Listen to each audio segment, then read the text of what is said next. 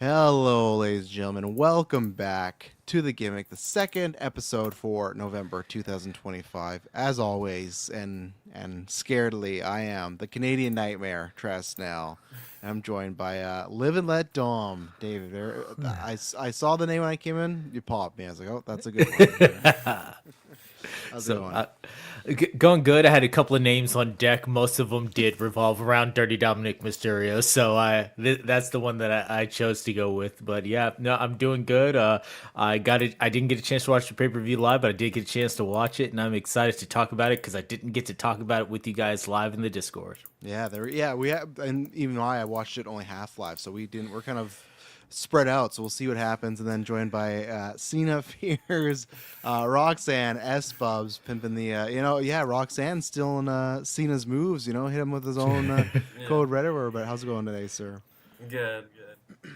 Okay, so yeah, what we're going to be doing today is we're going to talk about Survivor Series, the review of that. We're also probably going to have a longer conversation about some of the WrestleMania stuff because there's been some rumors and obviously guys have some stuff. So we'll probably start the men's war game to see how that goes, and then for AEW we'll talk a little fallout from Full Gear, but mostly Continental Classic with our predictions of who we think could be finals and the winner of that, and the women's tag, and then whatever else comes up. I'm sure Jericho will come up at some point in this podcast. All he does, not that there's no news, but I just feel like almost every Gimmick, there's some bad booking scenario. Is he the mystery man? I don't know. But David, I'll go with you because you're the most fresh off it. You watched it early this morning. What do you think of Survivor Series? Obviously, 4-match card, but you got some big things, the two big war games, Bella and Stephanie Vakir, and then Cena's last PLE match ever. So obviously some big stuff, even though just 4 matches, some longer stuff. So what did you think of the show overall?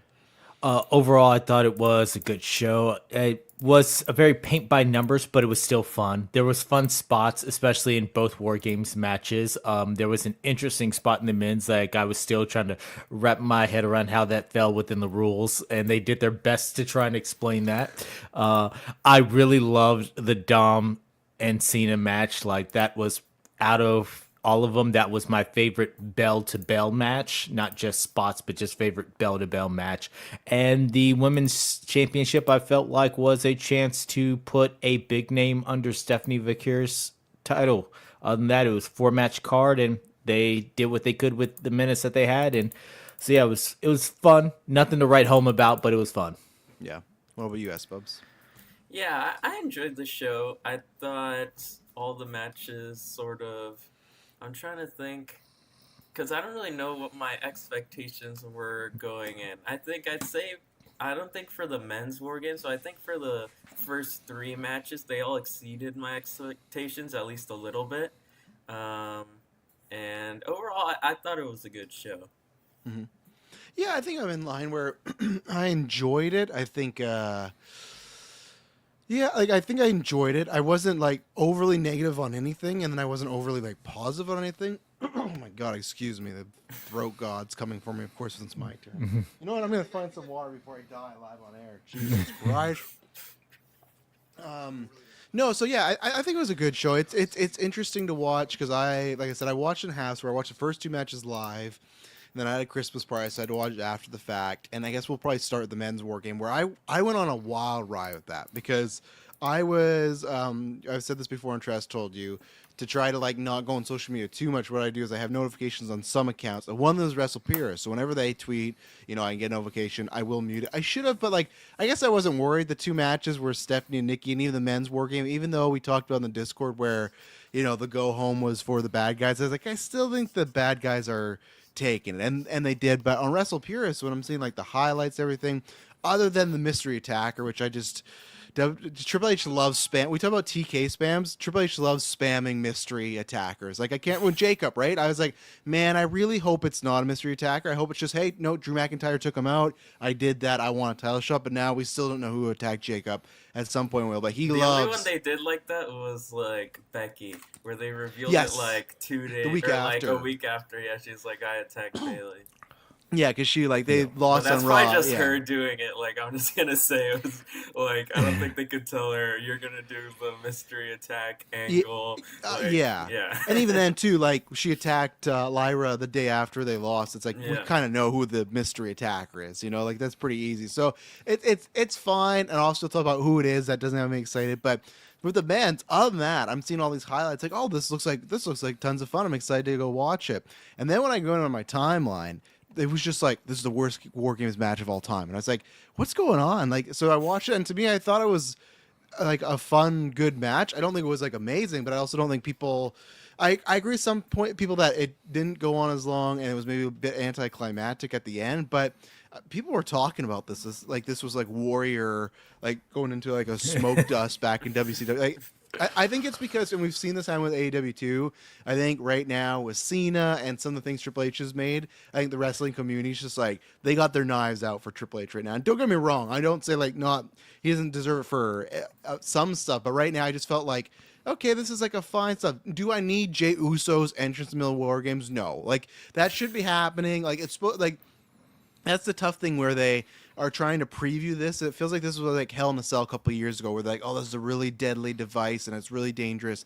But then you got Jey Uso and everybody bumping, having a good time. Where Hell in a Cell, they try to make dangerous again, right? So I thought it was good enough. I didn't know what I was expecting, but like I had a good enough time watching. There's a few fun interactions. There's a couple spots that didn't make sense. There are a couple spots in the men one that not didn't make sense. I'm just curious about of how they're going to work forward. And then in the men or the women's we'll talk about. I think there's just like kind of some clunk or some bad spots where it just didn't work out. But yeah, so the men's we talked about the heels.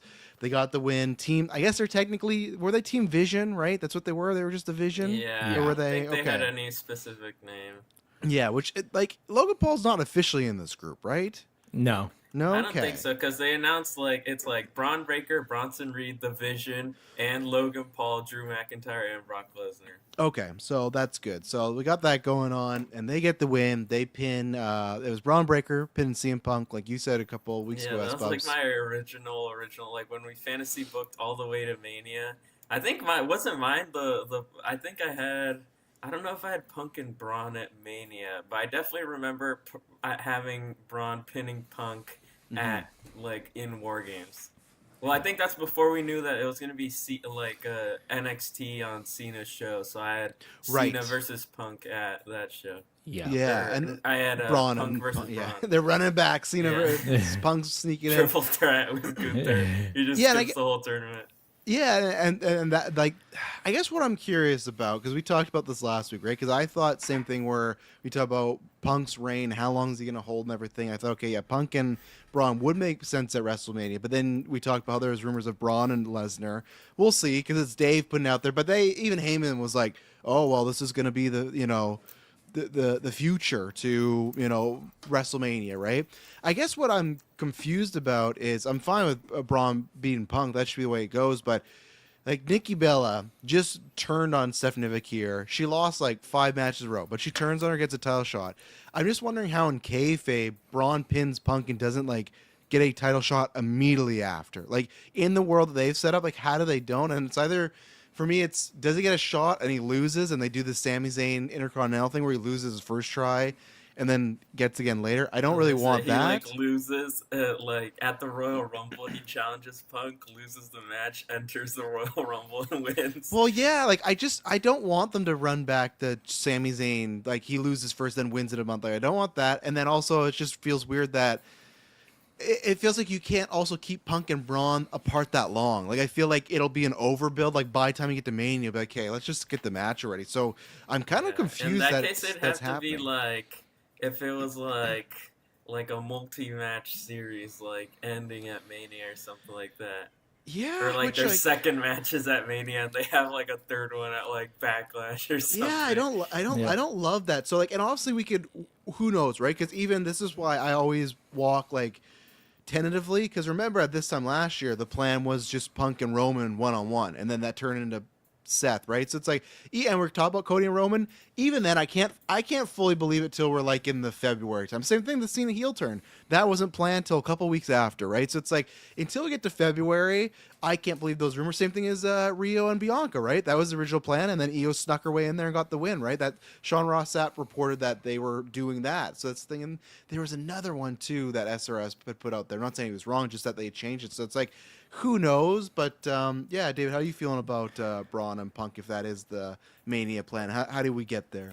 If we're gonna get there, then if they're gonna have a straight up brawl, then you got to have Braun go over. Only reason I say that is because Braun is not the battle from behind type of character. That's not how you have built him up. So he can't do the Sammy, he can't do the Jey Uso, he can't do the constantly losing and then finally gets the big win on WrestleMania. Like, he has to have a dominant win because that's how you set him up. Just So I don't. squash, just Punk. Just I don't. 1 minute, one spear, done. I don't know how you keep them apart long enough for that to happen, unless you throw somebody else into the mix who's coming in to challenge Punk, and maybe he attacks Braun Breaker, they feud, or somebody feuds with Punk to keep Braun Breaker just kind of at bay for a little bit until you get to that point. But their match needs to be a one-on-one, and it needs to happen pretty soon, unless you're going to have just a couple of more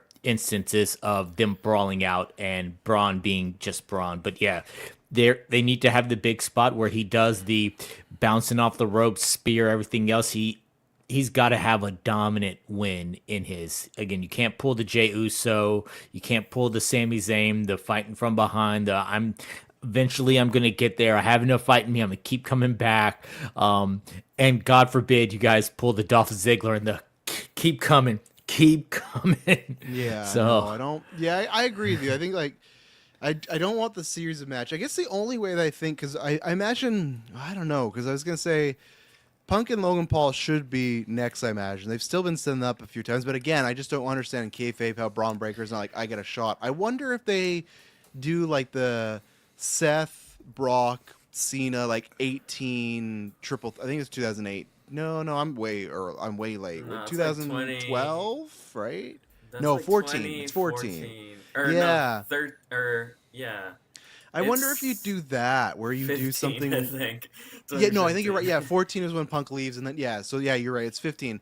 I wonder if I could be fine with that if they did like this is a wild combo, but like a Punk Braun Paul match, and Paul and Braun kind of like screw each other out of it because they're both kind of selfish. Because I think you can have them interact there. I'm fine with that happening if it's triple threat. If you can get someone else in, I just don't know if I want Braun and Punk before Mania. That should be the first time. I agree with you, dude. Like, definitely, Punk should not be going over in that match. Like, I know we should probably get Punk a win at Mania here at some point soon, but like Braun, that's a perfect time to I feel put like Braun they're over. calling like he's like, and it's like that kind of has to be the main event if they're gonna keep calling him like he's like the future of WrestleMania main events for 20 years or whatever. yeah.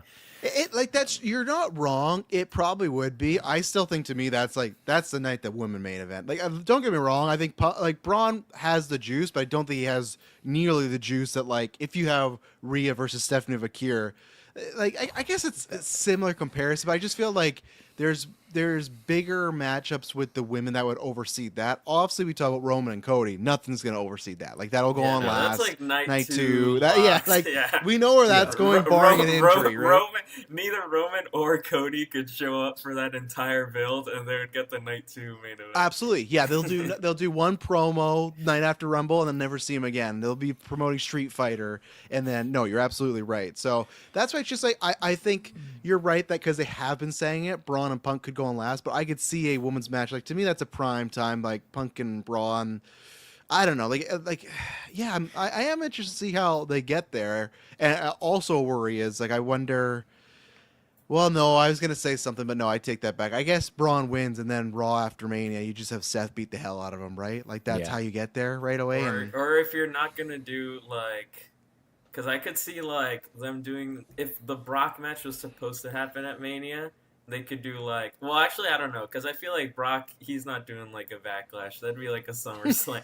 Well, big actually, the thing Saudi is, backlash he would. But something people haven't pointed out is next year's is like in Minneapolis. Isn't Brock from he is like from next Minnesota. SummerSlam? Yeah. That's the thing. It's like that's gonna be like his retirement match is the thing people are thinking like SummerSlam in Minnesota. That's next year. That money's too good for that money's too good for Brock. They're still throwing it at him now. But either way, I feel like that's where if they do the Braun Brock match could be at that SummerSlam. If it was planned for Mania. I could see that because I was gonna say like the thing I was gonna say is like like Brock attacks him Raw after Mania. But then I feel like that would be like, and then like he doesn't show up until SummerSlam. Yeah, like, I feel like that's do that after a future I think that's Seth's big return, and I even could see the backlash being Seth, Punk, and Braun, like in a triple threat or something at first, Yeah, because Oh. kind of hope I'm kind of hoping when Seth comes back, he's like an ultimate tweener, because I really don't want the Edge John Cena face turn of like, sorry, I was a dick. Let's get back to what we were doing. Like, I don't want that. Like, Seth was full on bad guy. I'd like it if he was just like, I hate CM Punk. I hate Braun Breaker. I'm gonna beat you both. Like, and then I think then you could like naturally make him a baby face again when people are liking him. But I don't want him to come back and sing my song. Like, After his Brett Kirshner interview that he just had, where people say that he came off like a real dick, and I listened to part of it, and he does come off super arrogant. You can't bring Seth back babyface right now because that just doesn't fit. Now, I could see a situation where if Seth isn't this mystery person, whoever that is will feud with Punk to keep Braun off, or God, don't pick. If it's Austin Theory, you're pitching me Austin Theory and CM Punk feud. they'll do it. Or I could see a situation where Logan Paul cashes in with Paul Heyman saying, "Hey, you have to get me a title shot because another favorite storyline with Paul Heyman." Yeah, because that makes sense for Logan Paul to say, "Hey, the only reason I helped you guys out was because I was promised a title shot. So, Braun, I don't care if you pin him or not. I'm up next." And Paul Heyman giving Braun the whole, "We got this. Wait your time. You're going to be the next champion. We just had to do this." And then literally do Reed as well too as a challenger for the month too, right? Like that's 3 to 4 big PLEs or big events like if you do Austin Theory, CM Punk, if you do not that there were title matches. Austin Theory's getting the Saturday Night's main event one. Logan and Bronson, they get Rumble, they get Chamber. Austin Theory's getting that Saturday Night's main event. I don't know. Austin Theory's getting an impromptu Raw match just because Adam Pearce got pissed. Yeah, that's true. Yeah, and then Punky. I wouldn't mind Elimination Chamber if they run back another I can't remember. I think they did on TLC. Obviously, have some couple other people there, but if you have a chamber where it's Punk defending the title and it's Reed, Paul, and Theory, and that's part of the storyline is these 3 guys are just gonna make sure he loses and he doesn't, but Braun's gonna waiting in the wings. Like, I don't know what you do there. So it's just, I do think it's gonna be. Yeah, I just hope they got some good writers ready, because if it's just Punk versus Vision from now until April, it's gonna be a long time. That's gonna be that we're gonna be cooking. I guess not cooking. We're gonna be mildly warm, I think. So, yeah, jeez. So then I guess we'll talk about the actual match, then we'll come back to the other Mania match. But that's how it did end. And a couple spots that I wanted to shout out was very surprised. I'll put this on producers because they should be watching things. I was very surprised when Cody Rhodes' entrance that they did the exact same spot that AJ and Becky did. No one was caught that, but I like that they clocked the Punk and Drew feud, that they kind of tied that back. I think that was good. Braun coming in, or Bronson doing all the tsunamis was good. He was doing some extra height on, he wasn't, because usually he just falls forward. These one he was fully jumping up and dropping on people. It's the first time since he broke his leg that he's done a full jump, because he's been doing the Snoop Dogg land on your feet for a while since he broke his leg. This is the first time he was getting some height on those. 1 year anniversary, so it's gonna go all out, and then they had Brock come out, which I didn't mind, because David, I actually bought their reasoning for, you know what, the War Games hasn't started yet, he can come out. I was completely fine with that. I had forgotten that it hadn't started yet. I was like, one of these referees needs to get up to Brock and tell him he can't leave. They did explain it away. My theory was that someone watched Blood and Guts and was like, hey, maybe we should do some outside of the cage stuff too. How do we get away with this? Well, the only thing that I couldn't stand was I was getting PTSD when it was just a full minute of Roman just Superman punching Brock. I was like, oh my god, like he's looking like the big dog. He was cocking the fist over and over, and then fun spot. He's F5s and everything, but I got massive PTSD to those last 2 Manias. So we got that, and I'm sure I think there was a couple other spots. There was. I liked when Roman got the brass knuckles for the Superman. Yeah, that was good.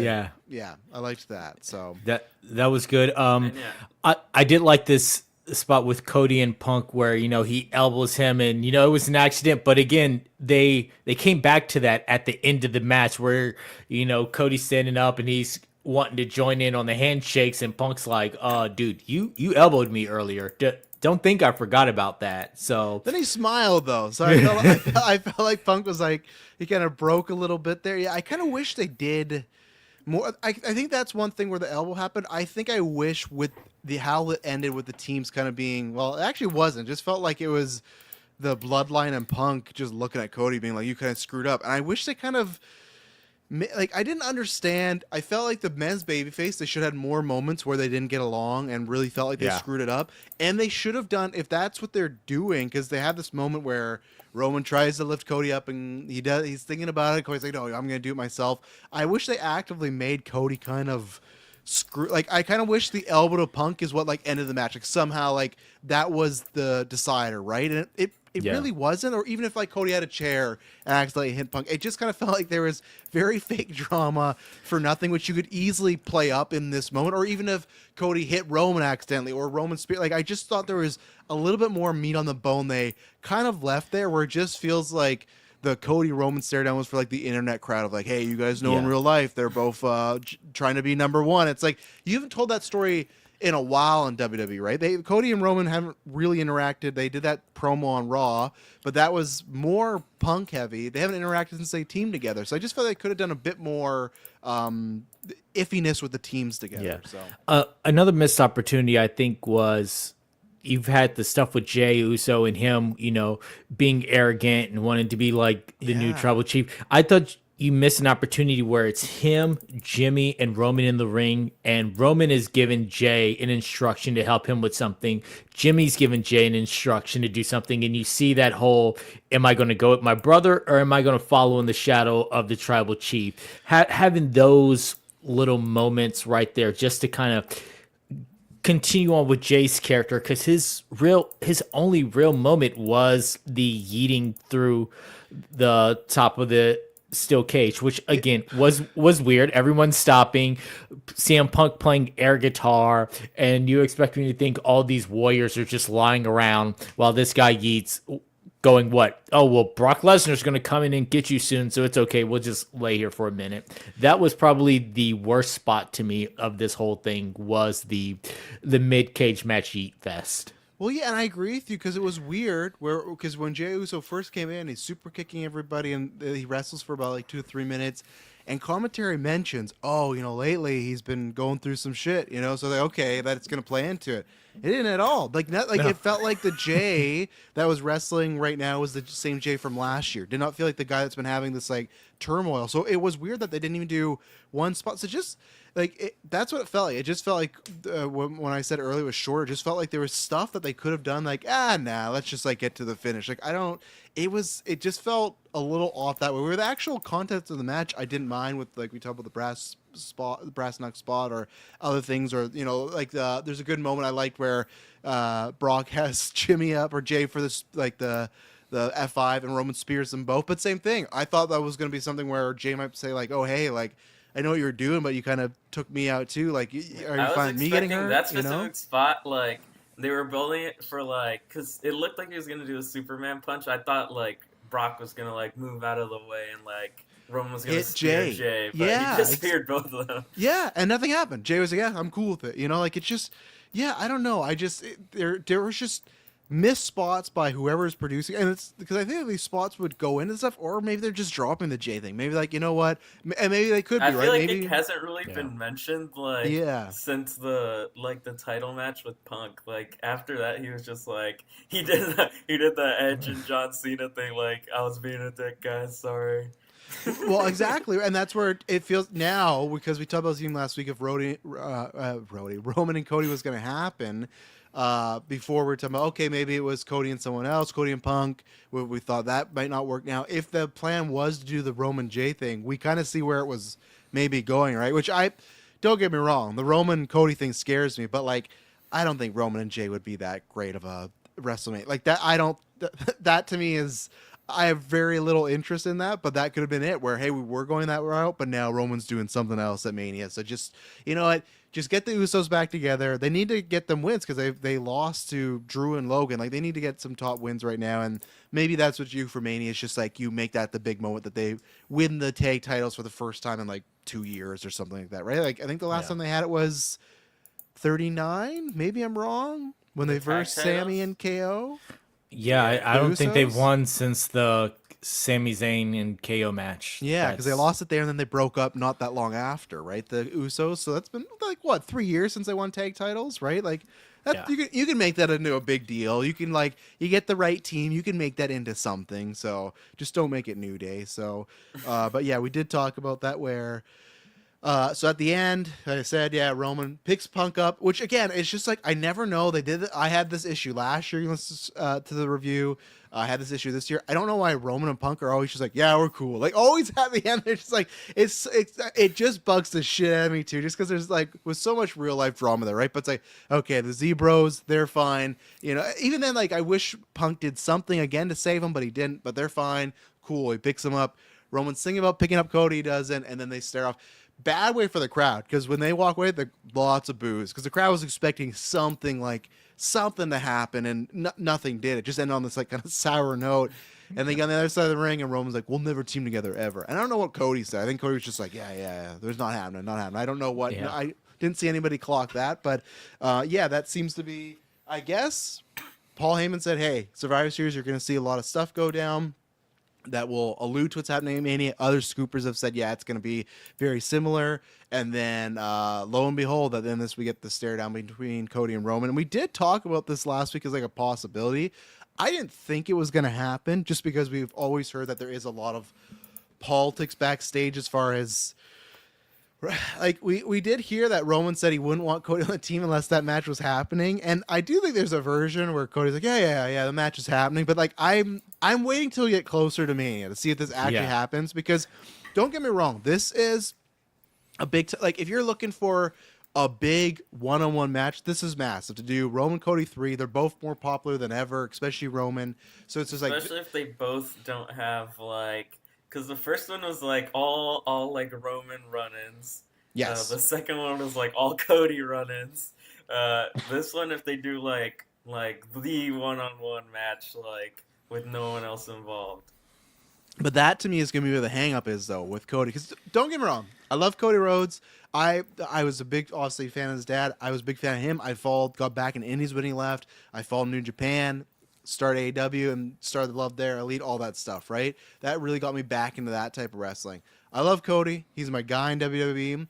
If this match happens, he's losing. He's taking the 1, 2, 3, because here's the thing, and David will know this too, where years ago, and this happened many times, right? But when Sting came to WWE, they're very happy, put him all these video games and everything like that, and then they're doing Sting and Triple H, and I was okay, cool. And they're doing this build, and the whole build is Sting is trying to take down Triple H and Stephanie because they're the authority and they're the bad guys. And then on the Go Home show, for some reason, Stephanie McMahon cuts this promo about how WWE beat WCW, and it was like, this has not been a part of the build at all whatsoever. And when you watch that match, obviously, it becomes NWO versus DX, and, you know, Sting's somewhere in the middle, which is fine. That's a fun nostalgia thing, right? And I don't think this is like a WWE versus AEW thing. But the thing is, if I'm talking to like a loyalist or someone in the company, you got Roman Reigns, the guy who sat there and went through all the shit of the dog food and the big dog and being the, you know, the third guy in the Shield to being booed to like obviously where he is now, but still he stayed all that way, did the bloodline, where you got the guy who left, started another company, took a lot of shots at everybody. I think it's all good. He's still QB1 and everything like that, but still, you're telling me in this match, because like Esbub said, the first two matches had different stories. It was, okay, the first match is, can Cody overcome Roman Reigns' long title run, right? And then the second match is, can he overcome the bloodline? This match is just who's the best. There'll be no interference. Yeah. There'll be nothing. And if it's who's the best, the big dog is not taking that pin. I'll pizza bet anybody would take the bet. I don't think there's any chance, barring an injury, Cody Rhodes is winning that match, because to me that becomes who is the greatest of this generation, right? And as much as I love Cody, they're gonna make would that's Cody gonna be win Roman. if he turned heel? Well, that's the only thing, right? That it all depends on. Knocks down the ref, pulls out the sledgehammer on the big Yes, dog. it depends when, right? If it's before the build, like the Cena thing, no, Cody's still dead in the water. It's some fun, and don't get me wrong, like that could be fun. I need love to beat swerve. you, Roman. And again, if you were to pitch me, that's the plan for WrestleMania 42 and 43. That'd be great. It'd be like a reverse Roman Cody, right? Where everyone's kind of, not everyone, but like everyone's hoping Cody's going to win. Roman fighting off, Sean Spears and Ricky Saints, and whoever else comes from AEW, and that we'll get Brandy in there as well. She can take a Superman punch, but like that, and that's how you get women in the bloodline. Naomi can be there, Nia Jax, but I would be completely fine if they market it as like, oh, who's the best, and it ends with Cody cheating, because that's such a great dick heel move of, man, this was supposed to be finally 1-on-1, and you did that, and then 43 is Roman getting the big win. Like I said, if you flip them, and then one day you can do Roman Cody 5, like it's right there. But I don't think it would be, and that's my only thing. I think this is a big match. I just don't know if this becomes the greatest of generation type of matchup. It does feel like a bit early. It feels like this should be still a couple more years, unless it's like, I suppose, where there's a twist. If it is just 1-on-1, that's it. Travis Scott come out, but he's on Cody's side. Yeah, I'm making good this time, Like, but if there is no twist, to me, it just feels like, I don't know if this is the time to beat like Cody Rhodes as a babyface. I know people talk about the SmackDown ratings or the houses. Brother, if Roman gets that title, they're not going to be any better, because he's going to be gone for 4 months. And that's my also hang up before I throw these two. It's just like, why I'll still cheer Cody's, because he's still there almost every week, right? Roman, unless he's like, hey, I'm back, I'm going to be back at least 3 out of 4 weeks of a month, I'm fine with that. Let the big dog have a week off, that's fine. But if it is this thing where he's gone for a bit, I got no interest. To me, that's not like, you're not the greatest of this like decade right now, because it's like, yeah, it's easy to come back and get the big pops when everyone misses you. Cody's there every week dealing with fucking SmackDown writing, where Roman is like, well, I'm going to come in, do a couple things, and get Tsunami through a table, and then I'll be gone, and then you'll miss me, right? Like, flip it. Let's have Roman for a year, wrestle a whole year, and have Cody come back every once in a while. I'm sure people are going to love Cody, right? I don't think it's all just that, but I have no interest in Roman winning the title and then just being gone here and there. But yeah, Dave, what were your thoughts on, obviously we got the setup, but what were your thoughts on, as right now, that's what I think the only top tier one is Meltzer. That's the only one that's put it out yet. Obviously this week we'll see fallout from other scoopers, because I guarantee you they'll respond right now, whatnot, but he's the only one that's put it out there. But clearly from the end of this match, seems like, okay, that could be the route they're going. Plans can change, and I actually do think they're gonna change. But if this does happen, how do you see it going down, David? If this is the route they're going to take, then you got to be setting up for the Cody heel turn. And the only thing that I want to see as a result of it is, if Cody turns heel, he beats Roman, he walks away with the title, I want to see him walk up to the top of the ramp, and I want to see him sit in a new throne. Oh my God. I want you to call back to the throne spot. I want you to solidify him as the ultimate bad Shake guy. He hands does with some Triple H. dastardly stuff. He sits on the throne, and then instead of the pointing picture with him and Triple H afterwards, I need Triple H standing next to the throne, pointing at Cody sitting in it, and that's the image. Like, if you're gonna do it, you better full on do it. None of this, well, I just cheated to get the win, but I'm still your baby face. I'm still this and that. I just couldn't let Roman win. No, you gotta full on embrace the darkness if this is going to be the way. And I think Cody could go on a good heel run. I mean, when he was on the Indies, when he was in New Japan, he did a lot of great heel work. Oh, so, yeah, like when was the Elite Kenny Omega drama? That Cody was the best heel in the world at that point. Yeah, 2017, 2018 was during that time. Their build up to that, their feud for the New Japan's U.S. Championship and things like that. Yeah, everything is fine. The Elite is fine. Like that time, that was some great heel stuff. I feel like every month I see like people farming for clips that share the Cody turning on Kenny like clip, and I don't think you can get to that level, but Cody can do it. It's just a question of, even does he want to? And that's the thing with Cody, right? There's a Cody lie. I never know, because he's before like, I never ever want to do that again. But then a couple months ago, right, we talked about, I could do that one day. So it's like, I never know, is he like, it's like in AEW when he said like, oh, I'll never turn heel to the crowd. And then he revealed later, like, I was saying that because that's my heel turn right there, is to get them to boo me, right? So it's just like, Cody's good that way. You never, like, I never know, like, is he actually opposed? Like, I really don't want to do a heel, or is he just doing that so it's like, okay, people think this is like a, you know, you're not going to see it coming. They'll think this is a pain in the ass for me, but really, I'm having a good time. So, I really don't know. But Espub, so obviously you talked about the heel turn. Do you think that's something that would actually happen? What is your thinking if Cody and Roman is happening? And do we all? I'm in agreement with myself. I think Roman would win the Rumble in my opinion, right? Like, I feel like I think he's winning it because you can kind of run back the Punk and Cody thing again, where even though he's good with Punk, you can have a few weeks where Punk and Roman are like, maybe he's gonna pick Punk, and Roman hasn't won a Rumble I think since the Big Dog era, I think, when he got booed, right? He hasn't won since. I think since New York when Rock holds him up and he's like, Yeah. so I think Roman wants a big throw somebody out, get the big pop. I'm saying Roman to me is that's why I kept him on my draft roster, but Roman's winning the Rumble. How do you see it going down there? I suppose. I do think the match is actually happening. I feel like the signs are there. As for like if it's like a straight one-on-one with like no interference and like no big twist, then I think Roman's winning it.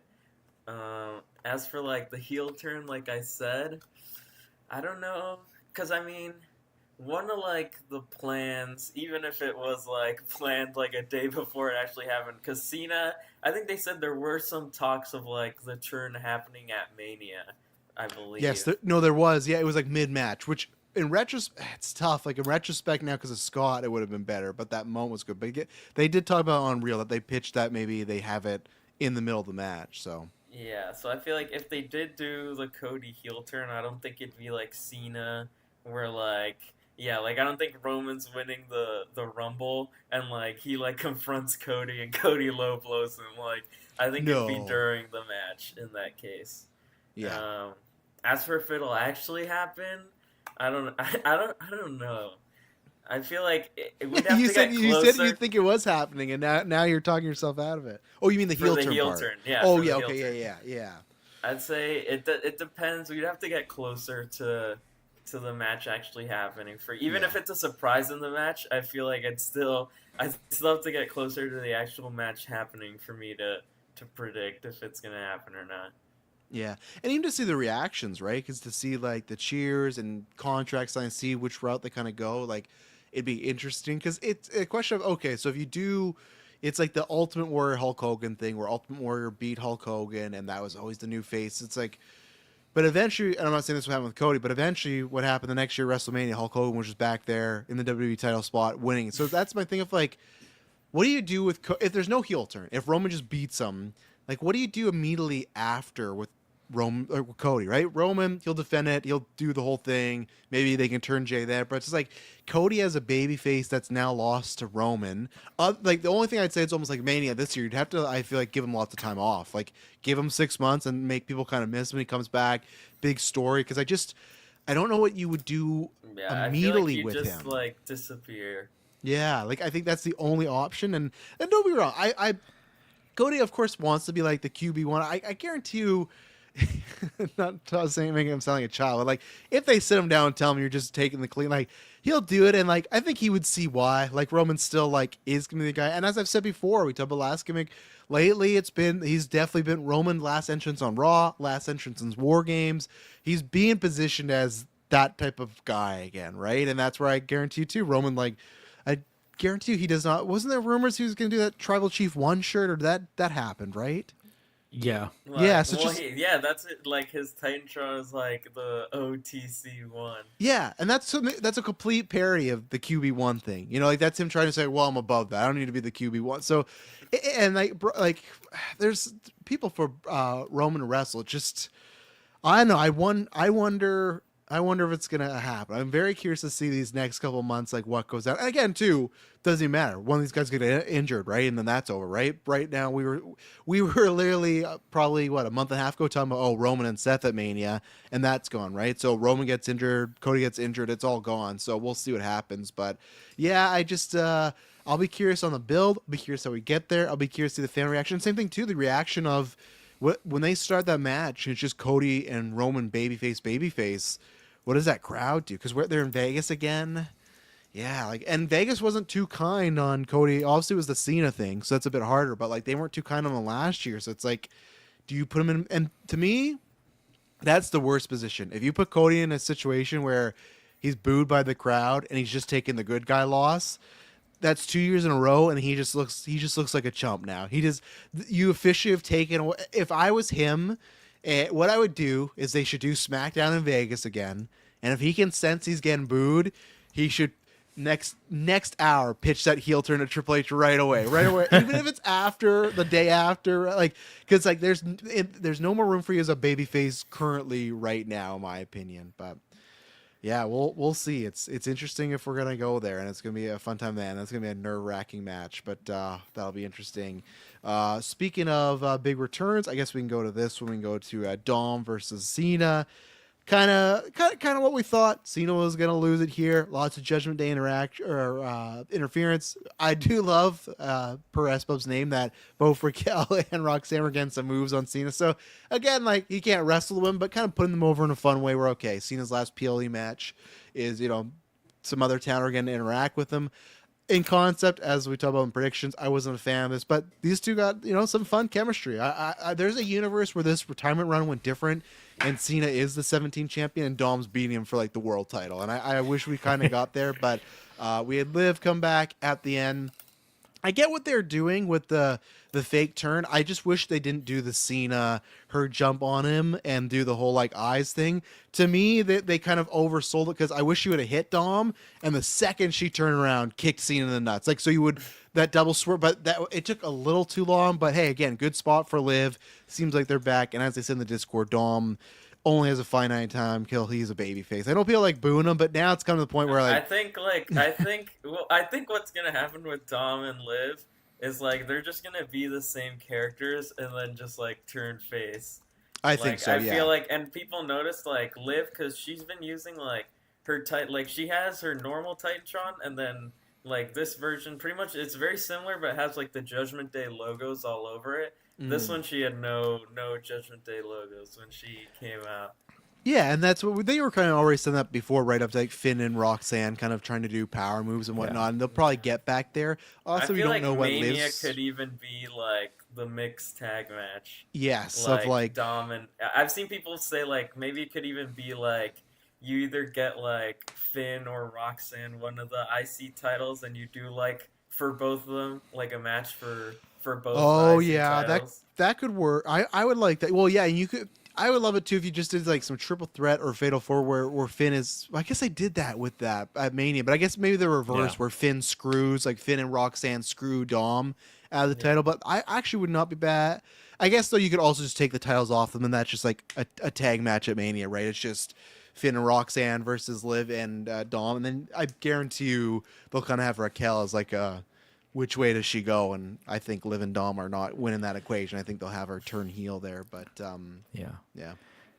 I liked the match itself. The ending shenanigans I did think were the fake slap, and I've seen a bunch of people talk about how her slap was like way off on Dom. So was that on purpose? Was that not on purpose? Was that just a full Cena?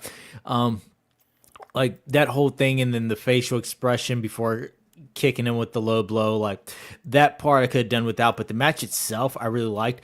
They sold me on the injury angle with Dom. That like fully I got me.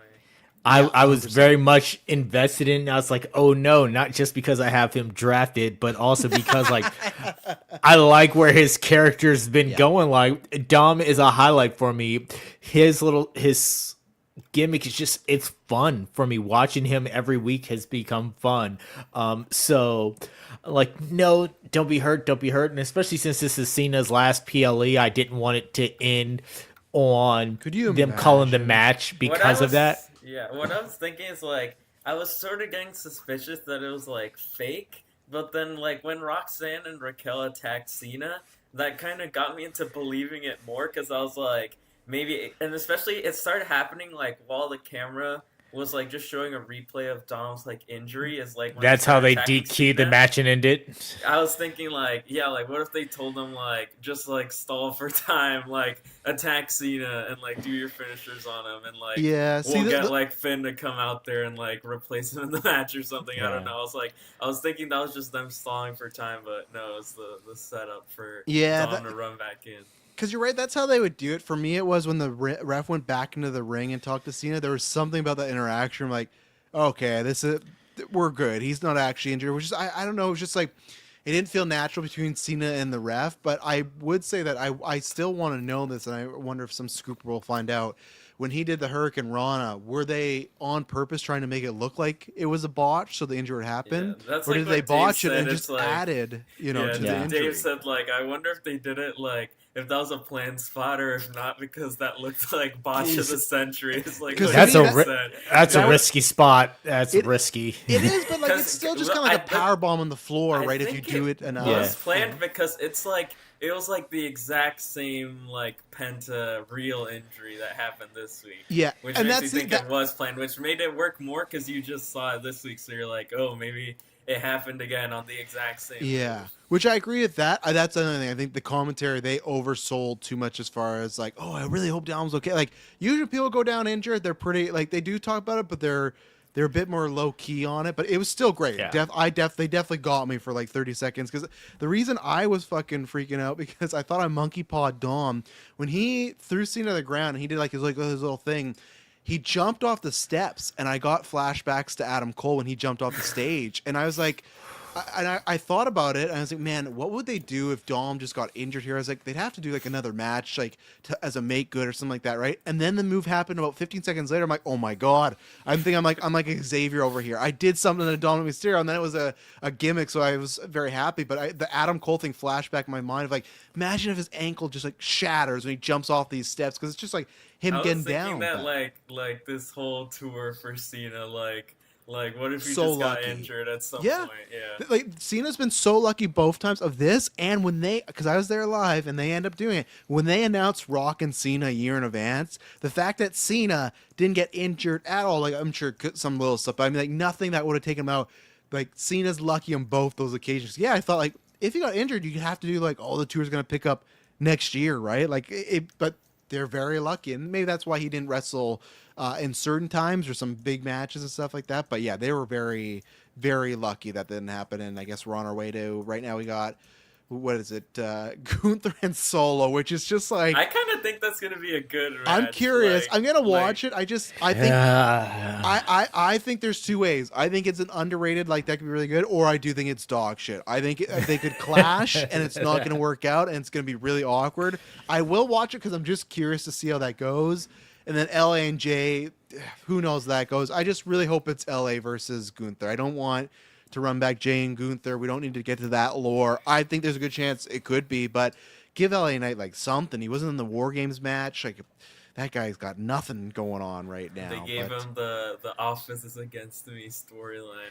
They did, yeah. They keep cutting him off and everything, but no, it was a fun match, Cena and Dom. Even though I didn't love that they did that. I'm trying to think if there's anything else here. The only thing that I really didn't like is JD and Finn come down. That's fine. They're fighting everything like that. They set him down, and JD goes for both of them are on the turnbuckle. JD and Finn. JD goes for the moonsault, and Cena gets his legs up the counter. Finn, why would you jump right after?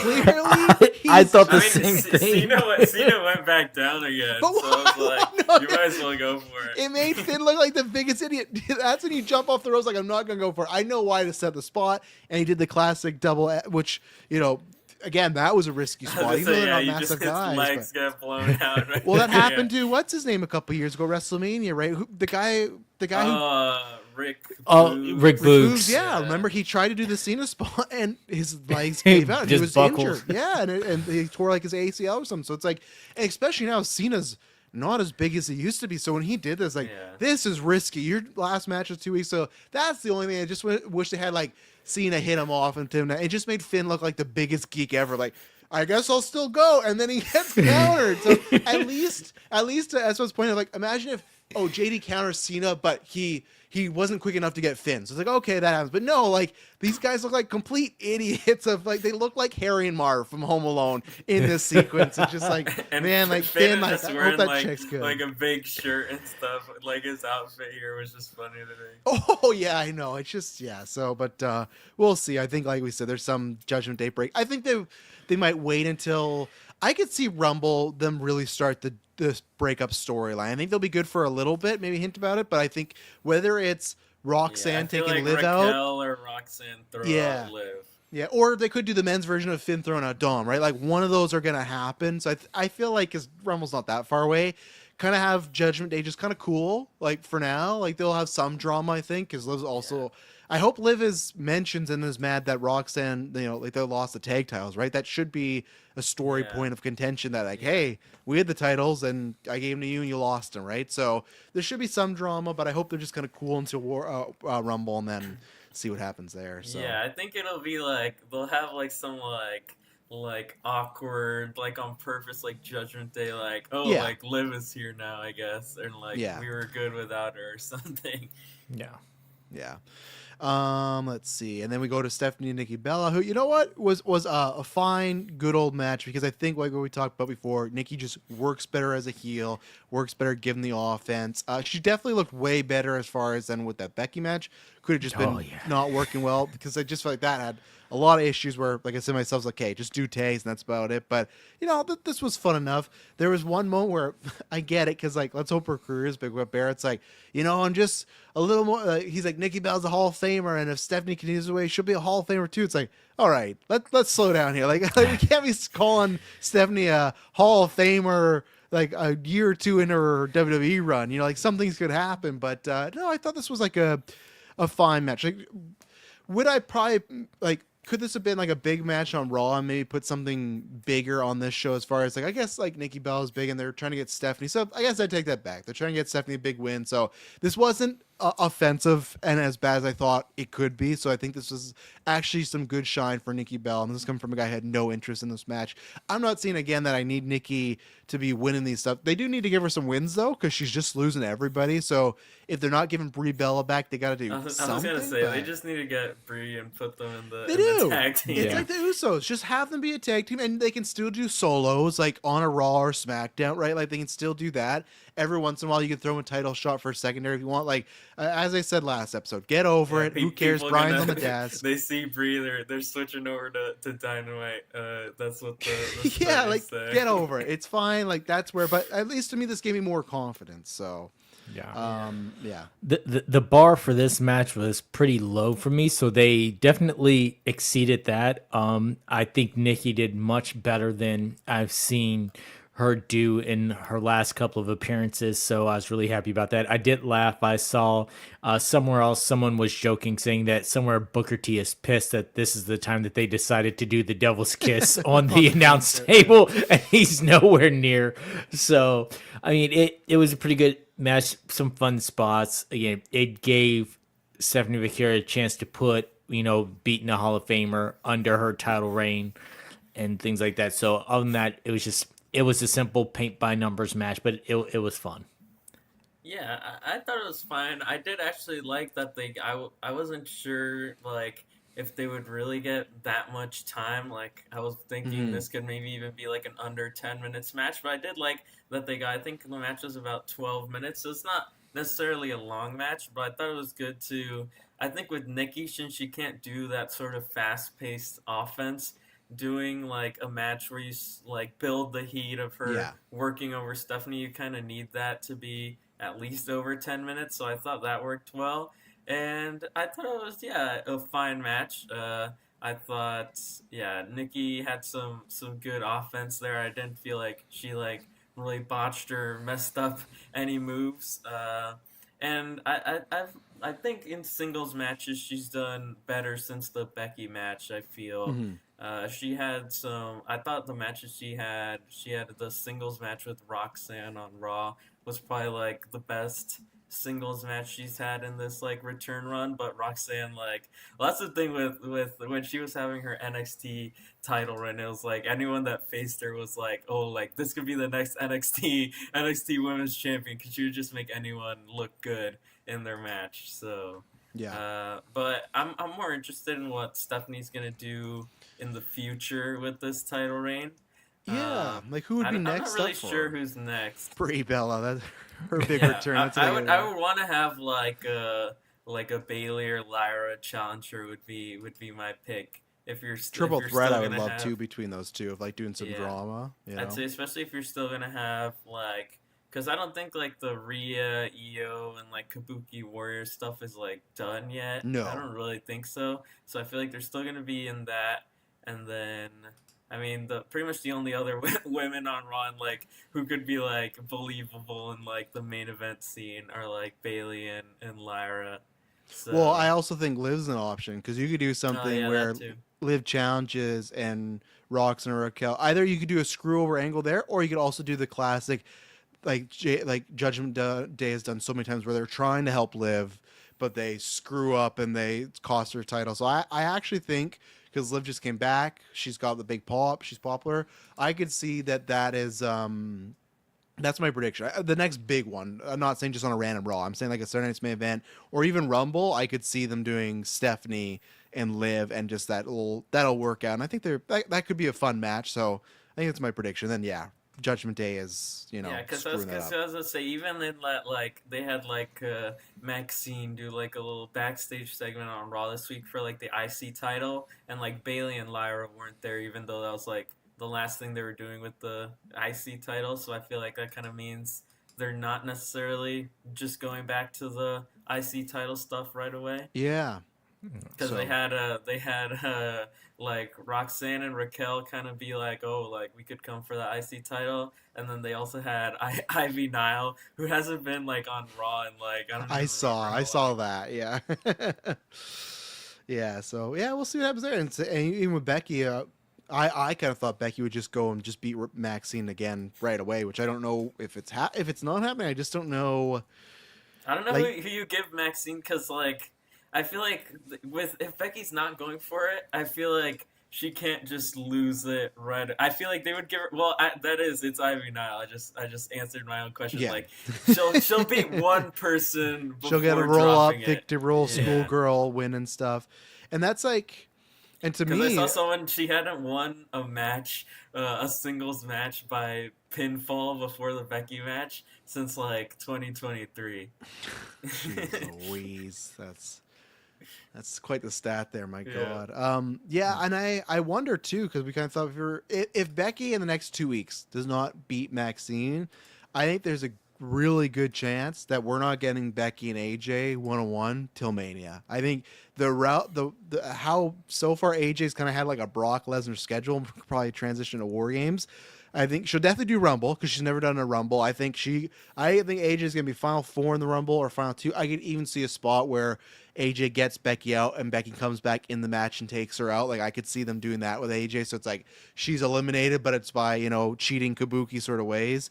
So I think I there's a mean, good if they don't chance. have like a big like women's return, like she could be like a number 30, even if Oh, like she's absolutely. already Yeah. come No, back. Yeah. absolutely. She could be 30. No, I think that's a good spot for her. And I think I just, that's my vibe. I just feel like, because even then, I don't think you could do Becky and AJ at WrestleMania, and they wouldn't even need the title, right? It's like Jade Naomi last year. You could do enough. Now, again, that's a super long build, but that's fine if that's like a big special, like that's AJ's first one-on-one match. Like you can market that. So I'm just getting the route that's where I think we're gonna go. I feel, and I'm still curious about what they do with Rhea and Stephanie and Io and the tag title there, but I feel like that's where we talked about like mixed tag for Judgment Day, AJ and Becky, maybe just solely. You could do like a multi-woman match for the IC title. US title ain't I making on the think, card. yeah, I think there's definitely like, I think the women are getting like, like the mid card IC title multi man like this I year. think, yeah, whether Especially it's since that's ladder or kind of like something. a like for the men, I feel like that's sort of not like a tradition, but I feel like it kind of is like having like that big like mid card title like multi man match at Mania. Yeah, and Yeah. that would make sense for that spot there. So, which speaking of War Games for the women, they opened up the show. The babyfaces got the win, so that record's still going on. You had some cool stuff there, like Io just fucking My God, like that. It's just very scary. Bit of a bump. They You had actually they actually caught her this year because like there's some other years where Yeah. she's done that and just landed straight on the mat. Oh, Yeah. her getting hit with that trash can lid though when she was coming off the top rope and Kyrie like took the trash can lid and hit her in the side. I was like, oh, Kyrie that with had. the trash can is dangerous. Like I remember like a few years ago, like that was like she had the trash can lid on and it was like Shotzi was in there and she did like her back fist like full force, but like holding the trash can lid and just she was getting people with that. Jeez, yeah, no, she be like Sandman and just make that her bring it to the ring all the time. Never mind the pirate gear, but yeah, you I mean, had that's what that. like Io's done with the trash can for War Games. Yeah. Well, yeah, I know they had the two lids, which was great, and they had those going. Yeah, it's gonna be interesting with Rio and Io with the Kabuki Warriors if they give them a tag title run or not. I don't know. It's gonna be interesting, but yeah. Then you had obviously Nia in here, Lash Legend making her debut.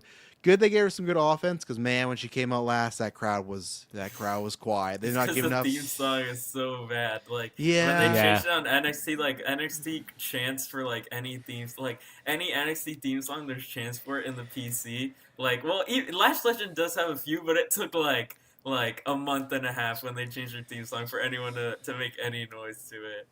I would have put Nia last just because she has a bit more notoriety and everything, but they still gave her some moments. I wish they gave her like a few more moments, but I think she was looking good. There's just a couple spots for me in here that like kind of held it back. Obviously, Rhea's gear was great, and I did see this morning that someone Instagram or tweeted at the director Damian Leone for Terrifier and said we need to start a petition for her to be in the movie, and he said, "Oh, don't worry about that." So I should have trashed totally. I've been saying that for 2 years of like easy Yeah. layup. She's got to be in Terrifier 4, you know. They met this past summer. I know that much. Yes. They met, Yeah. and so and then she did something where she was at a concert and they had Art the killed her on Clown there, stage. and so yeah.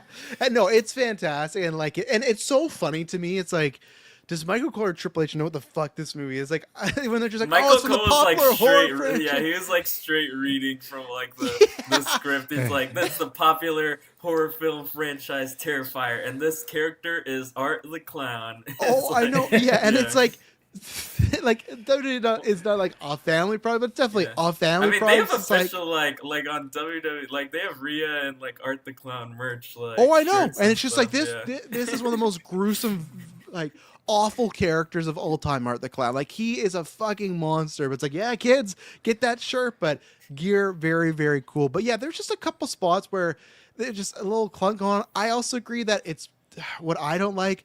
Becky was cheesing up way too much for me in this match. It's like the Jey Uso thing where I know it's part of her character, but in this one, I wish it's okay. Now the man's back. I'm gonna kick some ass and have a few moments of fear, but just a little too over the top. There is this moment where Becky gets the T-bone suplex set up, the Bexploder, and Charlotte's supposed to also do it, but it's like 10 seconds of her like waiting for Charlotte, and then she does it. Didn't feel natural. And then there was, maybe it's in my notes. There's just another time too where it's just something happened. And I will say also, the Charlotte miss save. That was another one where they're gonna go miss Rhea, and like Charlotte's like waiting, and then she like moves her at the last minute. And the other thing, this wasn't the women's fault too. I just felt like the camera crew was like missing a lot. They were going to the wrong cameras at different times. They were going to the cameras where it's like someone's back, and it's supposed to be this like big moment between like Becky and AJ, and all I see is like Nia's shoulder. It's so some of it was not their fault. Some of it I think was the crew. I think that was with the men's war games too. Like they missed Braun spearing Roman, and like they missed like Drew. Like I think he like low blowed Cody, and like no one even no one saw on them at all. Which I do understand. It's a crazy match, but that's where as the producers you kind of have to be like, okay, give some more time in between some of these, or just like just wait. Or tell the cameraman, here are the spots you need to see, because Michael Cole had to tell us about the low blow afterwards. He goes, you guys didn't see it, but we did. There was a low blow over here. I'm like, you guys know this spot is going to be happening. Why don't you say, hey, tell camera 2, be prepared. We're going to cut you for this low blow. Even if it is just a quick cutaway, you hit the low blow, then you cut back to the action. We at least still see it. Yeah, that's actually something I felt like AEW got better on as they did more of like the Anarchy and the arena matches. Like I remember, I think it was like the first two were like I forget which one it was. There was one not this year's Anarchy Arena, I think last year's there was just like so much going on that the cameras like were just like missing a ton of spots. And then Oh yeah, this year I felt like they condensed it better and were catching everything. So I feel like it's just something they have to work on and tell people, I guess, to spread their stuff out more, or just tell the cameras what they're kind of supposed to be focused on it at exactly when it happens. yeah. So I had still like fun enough with this match, but I do think it's probably one of the weaker ones in a little bit there. But again, they had AJ get the I win, liked tap it more Becky out. So than last year's, I'd say. Because last year's, it was kind of like, there was just some, like, it was like, this year I felt like they did the opposite in terms of weapons. I feel like this match didn't really use that many weapons, and, like, they didn't even get a table in there and stuff. Last year was, like, every single person would come in with a weapon, and then spend like 3 minutes under the ring putting stuff out. Like every single entrance that's true. was that. Yeah, that's This fair. one was like I did like more that actually was some more like wrestling in it instead of just like using the weapons the whole time. Yeah. But do you want that many weapons in there when you've got Lash Legend, who's never been in this type of match? You've got a returning AJ Lee, and then you've got the Queen of Botches, Nia Jax. Like, do you want to risk table spots with these three in there? Like, because you don't want anything happening to AJ. You don't want Lash to look dumb in her debut. And again, you have Nia Jax. And on a separate note, what the hell was with that white, green, and pink? Gear was the Buzz Lightyear gear was a odd choice for a war game. And it did not fit her being on the heel team. Like, I get it. Like when they had everyone coming out in white during Blood and Guts and things like that. Like you had the white versus the red. Like everyone kind of had themed gear, but your gear wasn't matching anybody. It was just distracting the entire time. I kept asking myself, what is going on with this gear? Yeah, she didn't look the greatest in the match. We'll see what happens. But yeah, I'm kind of fine with war games if it doesn't always have weapons. Like especially I would kind of like to dictate if they go, okay, have one do the more weapons and one be the more wrestling. But I think there was a good balance. So no, I think you're right. I suppose as far as not having too much in there, too much clutter and whatnot. So yeah, and some people for this match were like predicting. I don't know really why. I never really got this sense, but there were some people that like, oh, like Alexa's gonna turn heel on Charlotte. Was like one of the predictions for this match, and I was like, I don't really think that's gonna happen. But if anything, it made that this partnership isn't really ending anytime soon. Yeah. I feel like And I will say also too, because I always bring this up. I think it's the 08 or 09 Rumble. One of my favorite stare downs is Randy Orton and John Cena, where they try and do the stare down and the crowd doesn't react at all because they're just like over it. Actually, I think it was like 2010 because they were both baby faces. Still, the crowd showed there's still some meat on the bone for like Charlotte and Becky because when they stared down, the crowd reacted, right? So, which I am interested in the future because they did the whole. They weren't friends. They got back together, but now Becky's heel. So I'm curious to see where that could go in the future. I don't think that's for a while now because they got different stuff going on. But the crowd still liked that dynamic. So that was good to see. The four horsewomen reunion of Charlotte, Becky, Bayley, and Alexa. Well, they mentioned the four horsewomen on a couple of occasions, but they never said who the members were. They're like, yeah, we've got two of the four horsewomen here. We've got the groundbreaking. These women were trendsetters within the four horsewomen, but they never mentioned who the other two were. So, and I also thought it was funny, like them getting like the WWE like history sort of confused now that AJ Lee is back because they're like the horsewomen, like they broke the glass ceiling, and then like AJ Lee came out and Michael Cole was like, well AJ Lee really started it, but like because he said they started and he's like, actually they finished the evolution. It's like, well, I don't think they finished it either. I think they just propelled it. Like it wasn't wasn't finished for a while. We still had the butterfly title, so it is fun because it's like the weird WWE indoctrination thing where it's like for a decade it's been like AJ did not start this. It's like, okay, and now that she's back, it's like, well, no, like she had a big part of it, like telling everybody. So it is funny to see. If you're gonna credit, go ahead. No, I was just gonna say, they need to do the AJ Lee WWE documentary where now they just go back and say like they do, the things she did do. They still never given us a big Punk one. They never gave us a fucking. They filmed all those behind the scenes footage for Survivor Series. We never got like a big Punk. Like I thought, a year after. We still haven't got that. I do miss the docs. So yeah. Sorry, I think that once when it comes to the women's evolution and them talking about it, I'm okay with them crediting AJ for kicking it off because I do think that her tweet was like the main catalyst for it. And then you have the four horsewomen. But if you're going to talk about who finished capping it off, that has to be Becky Lynch in the main eventing WrestleMania. Like that. So when they were saying, "Oh no, these are the women who finished it," I'm like, "No, the redhead. That's the woman who finished it. Her becoming the man in main eventing and being so big that no one could deny her." And then Rhea Ripley has just taken the ball and absolutely run fucking wild with it. She has propelled that to a whole new level. But yeah, well, and that's the thing. Like, even someone that loves AJ, it's just like she did kind of start those wheels turning, but she did still leave. I'm not saying she shouldn't have left, but she did leave, and it had to be the other ladies that did that, right? Yeah. Easily she could have left and no one does it, and then it's just a tweet somewhere, right? So they had to pick it up. And yeah, again, as much as I don't think she's the greatest person, like Ronda Rousey deserves that credit too, right? Because she put a lot of eyes on, like, I think there's a good chance if it's just Becky and Charlotte, they're probably not main eventing that WrestleMania, right? But because they have Ronda there to like appeal to more of the mainstream, it's like, okay, we can do that. Because like, again, we haven't, other than Sasha, Monet and Bianca, there still has not been another women's main event at WrestleMania yet. And even then, that for one me, wasn't even that's still night supposed one. to be the main event. Like that was like they announced it was gonna be a main event like 2 days before Mania. Yeah, I can't. What was the other match? It was supposed to be Drew and Lashley as the main event, and they opened the show instead. Drew and Lash? Oh, right, because like, yeah, Drew lost. The match that Drew Right. loses due to Yeah. MVP hitting him with a cane. Yeah, and then he like passes out in the full Nelson or whatever. I Yeah. think right. That's that was supposed to crazy. be They the thought main event. Like 2 days before, they just switched it. Yeah. that's fucking crazy. That You that can was find gonna the be like the you main can event. find the news articles like they just like that was like the planned main event and then Okay, they because I remember the 2 days before, but because sometimes they'd still like wait a week before they officially announce, right? So, and I wasn't watching full time, so I didn't know it, but I didn't know that would have been crazy to end with Drew and Bobby with that finish too. Yeah. Like that, honestly, maybe they would have changed it if that was finished because that would have just been a downer one. But thank God they didn't because Bianca and Sasha's great. So, anything else on this PLE or anything WWE wise we've missed or talked about yet? I like the outside venue a lot. Like you said in the Discord, Yes. like AJ's entrance with like the sunset Oh outside. yeah. And like Yeah. and when it got dark outside, like I thought like Braun Breaker's entrance looked like really cool, like him coming out of the tunnel and like the shot. I like the big tunnel too. That was cool. Mhm. Again, the camera in there. And yeah, I was saying like I was excited to see what like a War Games match would look like outside, and I thought it looked really cool seeing it in a stadium there.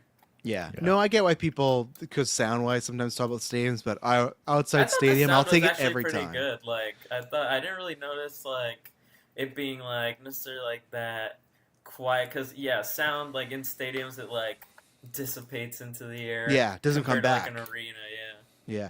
Oh, and obviously, yeah, we didn't talk about, but like, yeah, Austin Theory, if he's the attacker, I guess. I to me, Austin Theory does not fit this group. I didn't want him in the group to begin with, but he fit more with Seth being there, with Braun and Bronson.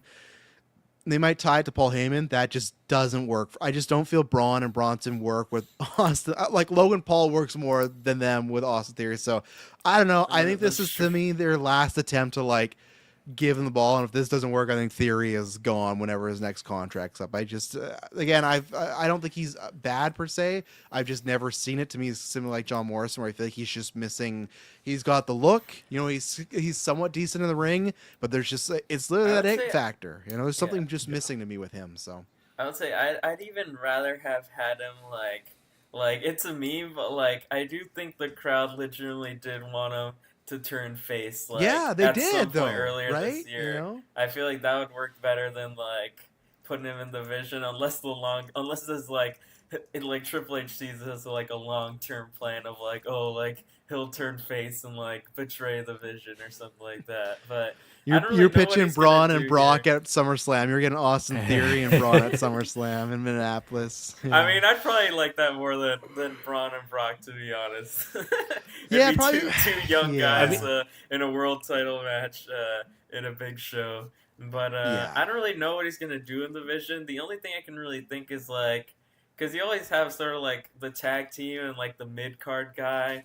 I could see him being like, if Braun is gonna be like the world champion, you make like Theory and Bronson like the tag team, or you have like Yeah. Theory go for like the Oh, IC title God. or something. That's I such really like could've- oil and 'cause water, but yeah, yeah. no, you're I right. feel He's like, a- like you said, it would have made more sense like if Seth was still around.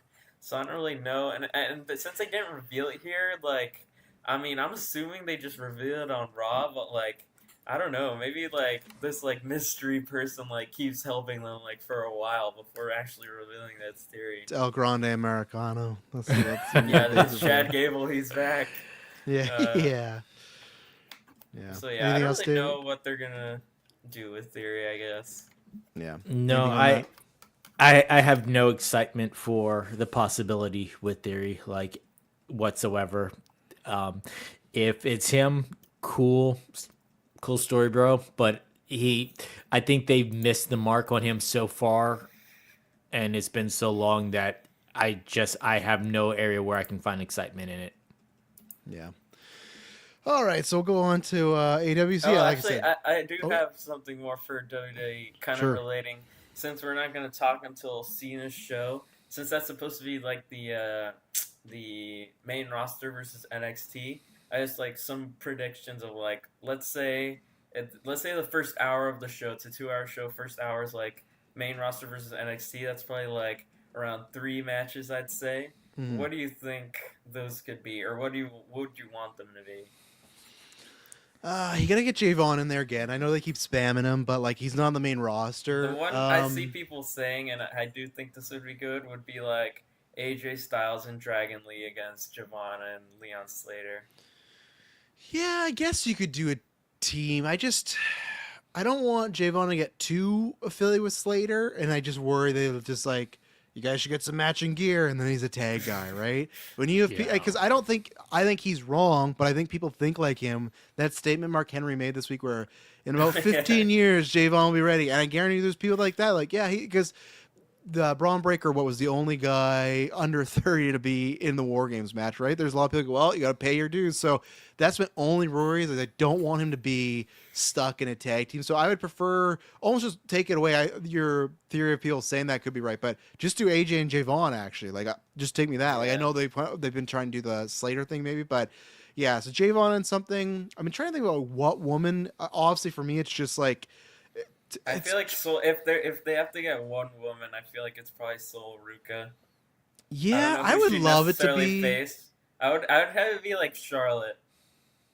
Like Yeah, Charlotte I and could Sol see Ruka. that. I would love even with Charlotte. I would love to be Charlotte and Blake. I know she's champ right now, but like, and it's a while for her call up. I imagine, but still, like, let's see what she does. Like, let's like throw her in the hot water, do that mirror entrance on Saturday Night's main event, like that like Charlotte versus, and she can lose to Charlotte and be fine. She can lose like Charlotte being NXT Blake Monroe, Mariah Murray is like Charlotte that's completely poached her fine. from AEW. Well, and even then, right? They were in that camp. Yeah, like there's just something like That was I like, could well, that's see the people that think people have like lined up when she was like in that vlog. She was saying like she was unhappy with like I how she remember. was being booked, and then Yeah. like a week later she was with Charlotte like in that thing. So Yeah. So no, I like Charlotte and Blake Monroe. Like Soul Rookie, you might be right there.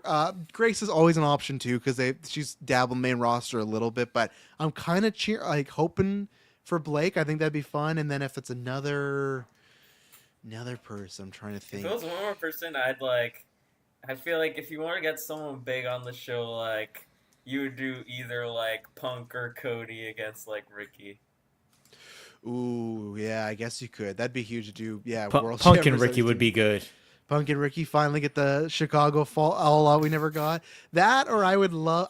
My only problem with my last pick is I'd want to be Oba. I just don't know who you'd pair him That's with because why- I'd have yeah. Oba win it. I wouldn't have him lose, but I'm just trying to think. Like, to me, it would be like I would go like I'd do, like, Randy and Oba Oba, but I would say like Oba and like Randy Oba or like, but then I don't know if I mean Randy does kind of lose a lot these days. But oh yeah, I they feel don't like- care about Randy right I feel now. like if you did like if you want to get like that like big meaty match, it'd be Oba and Sheamus. yeah, you could. Yeah, I could And see Oba could that, beat and because they've Sheamus. worked on a house show, right? An NXT house show a couple times, I think. Right, that was something, or they did like a triple threat. I think Sheamus and Jovan had like a match on a Oh. NXT house show. Oba had Okay. that. I think Okay. they did Oba and Rusev on an NXT house show. Yeah, I don't know if but that was like months ago. I don't think Yeah. that was like planning for Saturday Night's Main Event. No, yeah, but those would be my three. I have Oba, Blake, and Javon. Those are the three I'd like up there with some combination, and I want one of them to win. I don't want it just be a Yeah. clean sweep. And then if that person wins, then like I said, have Oba get a big win, and then Rumble time, Yeah, he's 'cause called that would up. be You know? because that would be after because deadline is this like Saturday. Right. Yeah. So then that would be the week after. So I assume we probably got these match announcements like either I don't think this week like I mean maybe it depends. I mean they've already sold the place out. They don't need Yes. to like sell No. more Yeah. tickets. So I feel like they'll probably announce it on next. You could put week's Lexus King NXT. versus somebody, Yeah. and you're fine. You know. Yeah. So I feel like they'll probably announce it after deadline. That probably depends too on like who wins those matches as well. Yeah. I guess No, we I could agree. do like a mini prediction there of who wins those deadline matches. I feel like What's the lineup again for both of them? I can read them I off gotta hear here. that Um, before where I can is make a it? full educated guess. And I can't remember. Does the winner gets a title shot, right? Yeah, at New Yeah. Year's Evil. I can read them off here. So for the Okay. men, it's Javon, Leon Slater, Joe Hendry, Dion Lennox, and Miles Bourne. Probably the fucking Dark State guy's gonna get it right. I just feel Yeah. like Ricky's a babyface. He's the heel. I feel like he's gonna do a sneak. Yeah, because they get it right away. So I'm gonna say the Dark State guy due to some shenanigans, unfortunately. But I agree. And then for the women, it's Kalani Jordan, Sol Ruka, Jordan Grace, Lola Vice, and Kendall Gray. get fucking Jordan Grace out of there already. Get into the main roster. My God, Man, that was a tougher one for me to call to. Because it's Kalani's, she's not NXT or TNA champion anymore, right? No, she's not. no. That's, but I guess that's two. Is she heel technically? Yeah. Yeah. That'd be two heels. I Sol kind of feel like Ruka. they really want to show. I feel like depends because I don't think JC would lose it necessarily like to this person who wins this match. So I kind of feel like they're really putting a spotlight on Kendall Gray. I could see her winning this and then losing the title match. Yeah, I think I'm with you there. I think Kendall Gray, or I'd say Sol Ruka if they're planning like to fully strap her up. Like if Jace Yeah. Jane is gonna lose it, then she'd be the person. Yeah, So- I was thinking Sol Ruka because I can see isn't Kendall Gray still Evolve champion? Like, I don't know if you want to Yeah. have your Evolve champion win this and then lose the in the AW title match. method. Yeah, so I'd go with Sol Ruka. Yeah, I think unless it is just like I guess an easy win for JC Jane and Yeah. but yeah, there's a lot of ladies. JC Jane who's been up there for a long time. Jordan Grace, like I'm hoping Rumble. It's like let's get like a bunch of these people up here, you know. But I guess Yeah. we'll see. I so. mean, this year's Rumble, it kind of like the NXT people who were in it were all the ones who got called up besides Jada Parker. And Jada Yeah. Parker hasn't been on TV in like, I don't know how long. I feel like she was like feuding with Lash Legend and like cost her a couple matches. And then I think they got told they were calling up Lash Legend. And then that storyline was just like completely dropped. And like Jada Parker wasn't on TV again. But I was going to say this year's Rumble, like the NXT people who were in it were Julia, Stephanie, Roxanne, Lash, and Jada Parker. Yeah, it's always bigger. It's always bigger names and stuff. So that's why I'm Yeah. still confident with Soul. I'm sticking with Soul for now. So Yeah. Yeah, I can see it. yeah. I guess we'll Okay. see. Well, on other predictions, then, if we're going to the AW side here, so we got the Continental Classic that started. We got the Blue League, which is John Moxley, Claudio Castagnoli, the new CMLL World Champion, Kenoshita Takeshita, Roderick Strong, Mascara Dorado, and Orange Cassidy. And then the Gold League is Okada, Speedball Mike Bailey, Kyle Fletcher, Kevin Knight, Pac, and Darby Allin. Obviously, some of these matches happened. I've still not watched any of them. I'm going to catch up all on Tuesday. Obviously, I've seen the result. But, yeah, I liked this field. I think we kind of talked about it in the Discord. I do feel like with this field, I guess we talked about a few things, too, with the title lineage and everything. It sucks because I wish in name the Owen Hart Cup Classic or whatever was this because this is like their version of the G1, right? But the problem is it's just like they win this weird fucking title that we don't like. We win the Continental Classic, Yeah. but it's like now there's undisputed title. this whole lineage thing we've talked about many times, I won't rant, and everyone feels the same. It's dumb. TK, it's dumb. It's like they should have just did undisputed title, and now all those titles, like this tournament is for that title. And even then, it does feel weird where, especially some years, I feel like it's been like, okay, half the I guess it's maybe like that. I was gonna say just half the people are main event guys and half them are not. And I guess that's kind of it, all right? Like I mean, Mox is the every main year, guy. like last year, you had like Commander and like the Beast Yeah. Mortos and stuff like that. I and you guess would this just, year take definitely pin feels after pin. there's definitely still like mid carders, right? Like Bailey, Kevin Knight, like Dorado. Like there's mid carders, but it just feels like, especially storyline wise, like Fletcher, Okada, Moxley, Claudio, Takeshita, even Cassidy, Pac, and Darby Allin. It feels like there's more main event talent than there's ever been in there. So that's where it's just like, what are you gonna win? You're just gonna win this title that's been on Okada's shelf for the past couple months. Like that's just a problem within itself. Yeah.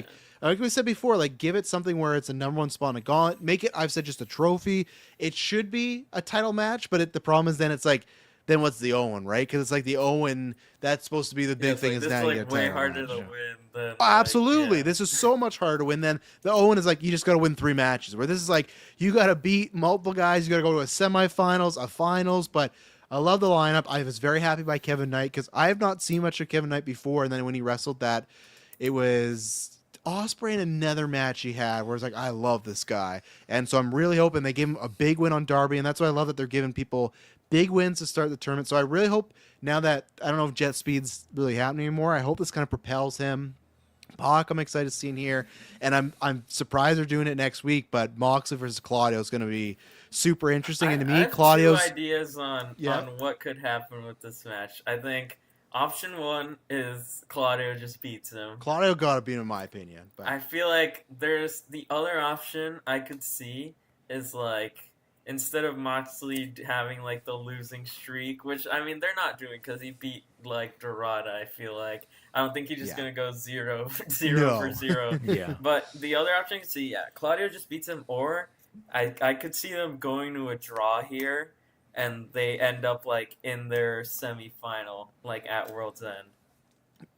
yeah, I could see that. And that's where, semifinal, whatever, because I was surprised, which luckily you reminded me that, and I hope they do the storyline that Fletcher beat Okada last year, and then he beat him this year. I would love it if Okada's story with Fletcher is he's the one guy who has his number for some reason. This fucking, Will Ospreay's trainee just like can just always beat Okada, and Okada doesn't know what it is. But I still feel like the finals of this, in my opinion, gotta be Takeshita and Okada. Like, if it's not that, because that's the story, right? Okada's like the tournament wrestler. Like, I don't know if like, because then would you have, I guess, would you have Takeshita win, right? Yeah. Absolutely. Absolutely. Like, that's the story, right? Is you're building up to this, and then you beat the ultimate tournament wrestler in a tournament. Because, like, what? He won this, and then what? Didn't Okada, has he won like 3 G1s, I think? Or am I even under, like, how many finally won Okada? Yeah. My only issue with this is that for as many wrestlers as AEW has, like, I get having both Takeshita and Okada in there because, again, you've got the tournament wrestler versus, his rival on the other side. 4 wins, by the way, for Okada in the G1. 4 wins. Over half of this, or at least half of the participants, are either Don Callis family or Death Riders. And then you've got another grouping here, another tag team here, with the exception of Darby and Dorada. Like, there's nobody who's just a solo riding person. So you've got all these teams and things like that, like, diversified a little bit. I get the fun of, these 2 guys are on the same team, but you got 3 different members of the Death Riders. You got 3 different members of the Don Callis family. Like, it's just so over. Yeah, 2 conglomeration. And even Darby's just interacting with them so much. Like, he's not the Death Rider, but like, he's Death Rider adjacent, Yeah. Kevin Knight and Speedball in another one. Like, it doesn't make sense the way that you have all of these set up. Yeah, so that's a fair point. That's my only thing. Diversify your people. And to your point about this versus the Owen, like, when you win the Owen, like, you have the tournament, you get a belt, you get to stand next to a trophy, you get a title shot, you have all this other stuff. Like, I think that this should be, since you get a ceremonial belt in the time with Dr. Martha Hart, and then you get a title shot from there. At All In too, your biggest event of the year. Don't forget. You know? I think this should be their trophy thing as well. So if you want to have the Continental title travel with whoever wins, but I think like how with the G1 you have them posing with the trophy at the end. I love the big trophy. Sometimes I think this should be the trophy one. Either one should be a trophy, the other one the title shot, or the title or you could flop them and this is the title shot and the Owen is the trophy. Either way. I think we all have that agreement that in retrospect they should have flipped them. I imagine they weren't thinking about the Owen it is all, just so heavy on awards, and then you're like, Yeah. here's this big tournament that is our version of the G1 where you break your back over to win, and here's like a belt that, like I said, hasn't been defended since All In. It's just been there, and that's the same with this whole lineage thing. And so I guess Takeshi's gonna beat him, but then technically Okada still gets his Wrestle Kingdom main event. Well, yeah, but doesn't he? No, he has he would still have the international. Yeah, his title. international, which again, and then the unified title would just like cease to exist. Yeah, which I guess will get busted out the next time someone has these specific two belts, or is it any two belts? I think it's just know. Is it any two belts? Is this like a tier 1, tier 2 belt? Yeah. Like, what's the combination here? Does Claudio get it for being CML champion and trio? Like, if he gets the trios back, So. If Kyle Fletcher wins and even has Joe. TNT and this, does he get the unified title? Like, how look does at this Joe. work? We forgot about Joe, right? He's a double champ right now. He's trios and world champ. He should have the undisputed title. Go shell it. Just who knows? And also, I will say, because he's not in this, because we're talking about titles again, man. I haven't watched yet, but I saw a clip of Ricochet and this country music singer, and it's like, man, they're giving Ricochet like. Thank God he's going to wrestle, but like he's just got a bad couple weeks of TV, man. I don't feel bad because I think he's happier because like I think he did want to just like wrestle some longer stuff, which he's happening in AEW. But it's just like this North American Championship is just like he's dead. It's deader than dead, and we just got it. Like I hope that it's cool for indie. I hope like they'll use it on independent circles where like, oh cool, you got an AEW champion here, but. Yeah, we'll see. And I do think, because we told the Discord that, Roddy Strong probably sucks that Kyle Riley's not on this because he was having some like good momentum. That would have been good. And I do wonder if this is long term, but I do wonder if Dorada, TK likes him, but I wonder if this was Andrade's spot. And I really do feel like it would have been Andrade's spot because I was thinking about that like yesterday. Man, I would have loved Andrade. That was his last in time this. in AW. It was the Continental Classic. His last match was against Bryan, and he was great. He's great, and just go wrestle random dude Andrade, right? Yeah. So I feel like that would have been him. All he's doing right now is just getting random fights with Dave Meltzer. You can look at that. It's just like the semantics of you said they and like it's like wrestling arguments sometimes. Like, man, just put the thing down. Just don't go talk to your lawyer. Get out of there. Come back to AW. But. Yeah, and then the only thing we got Fallout was we got Swerve and Hangman. They're kind of teaming up to take on Black Coat Hangman. Yeah, don't and he's forget drinking too. Yeah, so this is Black Coat Hangman, which means he's gonna switch up the theme song again. He's gonna swig a couple beers. Yeah, I'm curious what's gonna happen. I do kind of hope in the next 6 months he gets back to maybe being a heel and something happens. I don't know if they are gonna fully do the Swerve Hangman run. They might. I could see that, but we kind of figured this. Abu on Selfmade, he's a scooper. He had reported that he had heard the same thing, so we were right. That sounds like the ideas are going to do Joe, Hangman, and Swerve at the pay-per-view, but maybe MJF might. All he said, he's been told it's a four-way. Didn't say who is, and it's like, well, we kind of know what's happening. It's going to be, and if this is it, we'll cut back to in December because likely what we'll do that December January show will be a World's End review and our awards. If they do Swerve, Hangman, Joe, and MJF just wins the title, why did Hangman not just keep it? Why? Like, it makes way more sense for MJF to get the cheap heel in a four-way when the babyface is the champ. Not like what Joe, the heel, is losing. Like, unless MJF just pins Joe, I guess, and it's just definitive. But like, I need to see what happens. This is a super weird thing. Like I'll have to see it play out. Like, so not much more information, but now that's been rumored. Just a weird way to get there. Just let Hangman hold it to December and then because the good thing is, You gotta have MJF beat him, and then you got an insta like program for MJF and Hangman to do a rematch, and MJF can beat him again, right? Like, just I want to see how it plays out. I am very curious about Winter is Coming. They're doing Kingston versus Joe. We'll see what Kingston, because since he's been back, hasn't looked the greatest. Great promo on Joe, but that's what Eddie can do, right? So we'll see what happens. That's like the Gunther Solo thing, where this match could be spiral out of control real bad of being just very meh, but I'll be there. I'll see what happens. But yeah, and then also to the ladies right now, we're waiting on Marina and Bane versus Tony and Mina, which is like what you holiday death match. Yeah, which like you said, it was interesting when Will and Harley won. I kind of like that because one, it's either, and I'm always a sucker for babyface versus babyface, so I'm fine if it's Tony and Mina versus those two. But I'm also fine if Tony doesn't get there, and if it's Megan and Marina, like one of these four ladies gets to hold like a first time thing. You know, like Tony's gonna be over no matter what. So I would like it if it's Marina and Bane in the finals. I would kind of like them to win. I know it sucks for four to sit there and watch them get the win, but I really like I said, Marina's really come to her own. I think it'd be good to give Bane like a first time thing, but I don't know what I don't have a prediction yet. Do you guys have a prediction of who's going to actually win the thing? Also, we don't know the finals yet, but we got the three teams.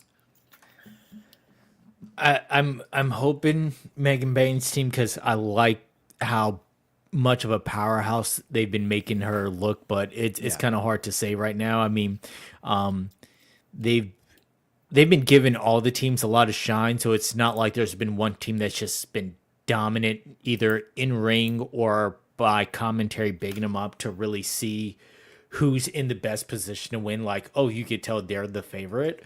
But I think for Megan Bane's presentation, having them go over would be the best. Yeah. What about you guys, Bubs? Yeah, it's like you said, like, I feel like from the start our predictions were that it was going to be Tony and Mina. But then, yeah,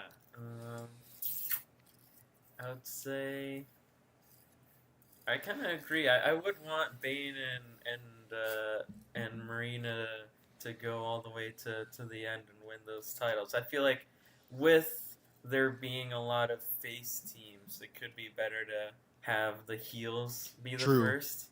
Yeah. And then have one of those other teams then beat them down the line. And they can always win it later too, like Tony and Mina. Like at any time, you can have them win. But they used to in WWE. They used to do that with those UK tournaments. They always had like the person you thought would win lose, and later on they won because like they're like Pete Dunne or Rhea. It's like they're already over. They'll get it at some point, you know. So yeah, I feel like really between I don't think it's Willow and Harley. I agree. But I think it could be either Mina and Tony or Bane and Marina. And if it's Will and Harley, then they need to get like those puppets made for like they need to start going, because I know people like Harley, but yeah, I agree that I don't think it's them. But you never know. Maybe this is TK's thing of like he does really like Willow, and like I'm gonna give her something here, right? So I don't know. I don't think so, but you never know with these bookers. Sometimes when they wake up and like what they're thinking that day of. Yeah, they got a whole tag team name and everything. So I mean, they all have, I guess, besides Marina and Bane, the other two have tag team names. Yeah. So. Well, I mean, so we had Mercedes and Athena. They didn't have a tag team name. Queen Aminata, Jamie Hayter. So Sisters of Sin, Babes of Wrath, and the Timeless Love Bombs are the only ones really with a actual tag team name. I don't count them as a tag team name. That's just two homies being homies. Yeah. Anything else we haven't touched upon? Touched upon World Title, Continental Classic, Tag Team. I mean, it kind of seems like Statlander's next challenger is going to be Thekla. Right, yeah. I'm excited. They did like a stare down with like the triangle of madness, and like they were the ones in the middle. Yeah. Yeah, I hope we get. I hope we on the way get Statlander versus Sky, and then Julia. Because Julia and Statlander like have some history, so I think that'd be fun. And yeah, Tekla makes sense. I am curious because she saved. What I really want is throw me a freaking bone here already. Just have Hayter turn heel, and give me just a 3-month program of Chris and Hayter just going at it. Like have Hayter beat her, and then Chris win it back. I was kind of hoping that was going to happen when Chris saved her on AEW. So I'm hoping that's the next thing, because Haters again just floundering. But Tekla and Chris, I think that'll be a good match. I think they'll have like a good style because Chris will be the powerful, and then Tekla will just be the striker and weird spider cross bodies and everything, and move on to the next one. So. Tekla is really short too. I feel like I hadn't really noticed that until like the blood and guts match. Yeah, when she did the face to face, and you're like, oh, she's looking up. Because I just got because obviously this is a long term. I just want to see what is the next pay per view after World's End, because I know we got Rumble. I think Revolution. Is it Revolution? That's not till March though, right? There's like a there long might be break? like a Grand Slam in there, like Grand Slam Australia. Oh right, yeah. Let's see. Let's see how that goes this House year. rules. Yeah, they don't. Yeah, they have no dates listed for anything in 2026 yet, other than All In at August 30th, which obviously they're just waiting on Ospreay to see. Grand Slam Australia, February 14, 2026. Okay, so you could even have Tony win the tag titles there, right? You could delay it till that. Like now that date is on there, you could that's really. not a pay-per-view, I guess, but it's still like a big event. They make it to be like a TV special, right? And then if you have that as the main event, right? Tony and Mina versus, Bane and Shavir, then that could work. So then there'll be a big break because we'll get the Rumble, but then won't get to Revolution, so we'll have to see. So that's the plan. We'll be back for Cena's last match. So also we'll talk about Cena's last match and all the other matches there. We'll talk about whatever's happening. We'll do an update at that point because we'll probably be closer to knowing what is. Well, I guess it'll be midway. I guess we'll have some ideas with Continental Classics. We'll talk about that. And then, whatever else pops up. So that'll be the next time. It's likely December 14th, unless something crazy happens. But always look out for social media or Patreon. Try to announce it on there when the time is. So, this was fun. Thank you, gentlemen, for joining me as always. Oh, and I guess we will be back at some point. December's a little busy, as we said. GM mode will probably start up again. We'll do there'll be a couple of months. We'll do like a make good of like do 2 in a month and whatnot. Once the holidays are over, there'll be a lot more time and stuff. So we got the wrestling one to do. We got to finish season 3, and then we'll go on to season 4. And then by that time, we'll have to see if 2000 or 26 anything happens, if there's anything new and whatnot. So there you go, ladies and gentlemen. We'll be back after Cena's last match, and we promise you it will not be boring.